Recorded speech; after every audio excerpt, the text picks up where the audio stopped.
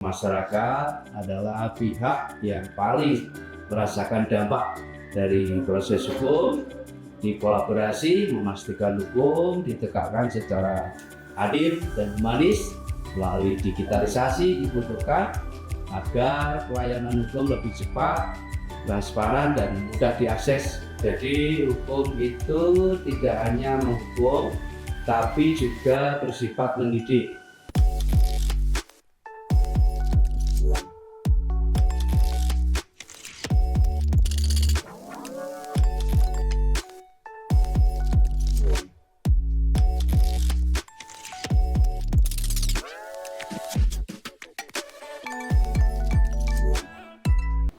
Sobat Menjaperi TV, kali ini kita akan bincang tentang tema kolaborasi digital dan humanisasi, membangun penegakan hukum bermartabat. Kita akan mengulas tema itu dengan narasumber yang sangat istimewa, Pak Jarman, selaku Kepala Kejaksaan Tinggi Sulawesi Barat. Selamat Pak. Mudah-mudahan kita bisa mengupas sedikit tentang raihan apapun menjadi Kejaksaan Tinggi Sulawesi Barat. Kabarnya bagaimana Pak hari ini? Terima kasih. Kabarnya sehat, alhamdulillah. Senang sekali bisa berbagi mengenai bagaimana penegakan hukum di Sulawesi Barat terus berbenah lebih modern, transparan, dan tetap humanis. Oke Pak,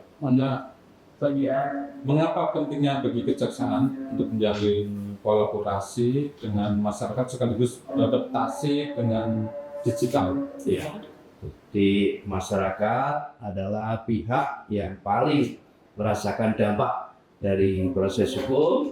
Dikolaborasi memastikan hukum ditegakkan secara adil dan humanis. Melalui digitalisasi dibutuhkan agar pelayanan hukum lebih cepat, transparan, dan mudah diakses. Termasuk tantangannya adalah memastikan teknologi tidak menghilangkan sentuhan kemanusiaan dalam penegakan hukum. Cara yang diceritakan tadi Pak, contohnya ternyata inovasi digital yang kolaborasi masyarakat di Sulawesi Barat itu seperti apa?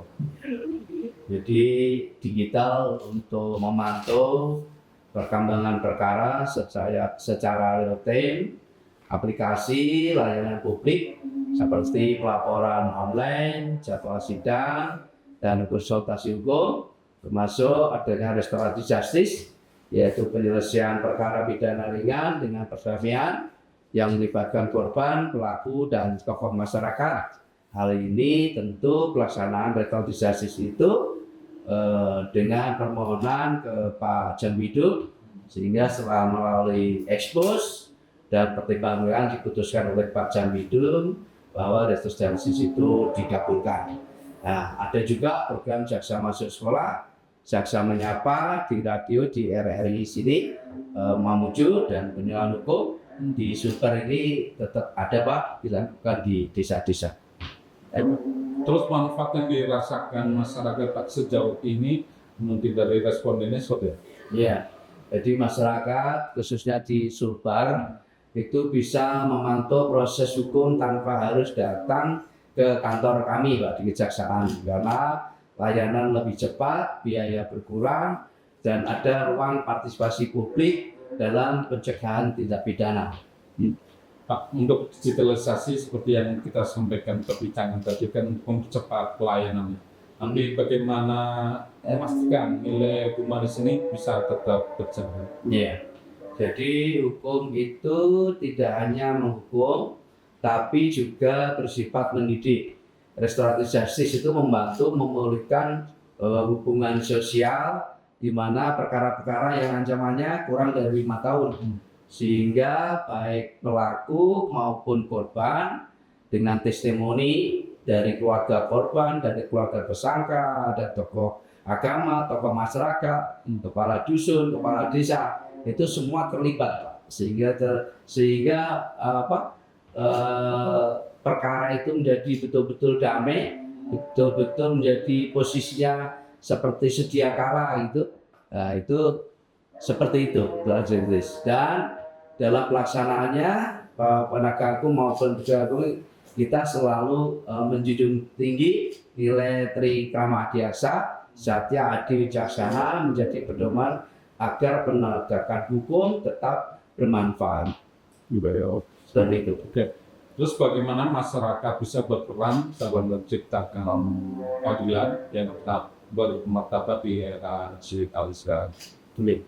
Jadi masyarakat dapat berperan sebagai pelapor dan pengawas dalam proses hukum. Seperti tadi, tokoh adat, pemuka agama dilibatkan dalam mediasi kasus setelah di RC. Kearifan lokal menjadi jembatan antara hukum negara dengan nilai-nilai sosial. Teknologi memudahkan masyarakat untuk menyampaikan laporan dan mengakses informasi hukum yang ada.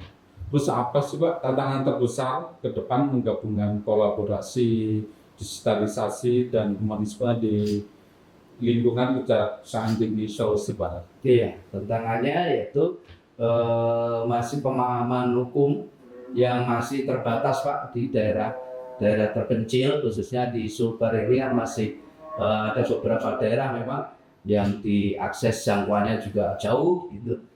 Dan kesiapan SDM, jaksa yang dituntut harus menguasai teknologi tanpa meninggalkan empati. Begitu juga infrastruktur internet yang belum merata.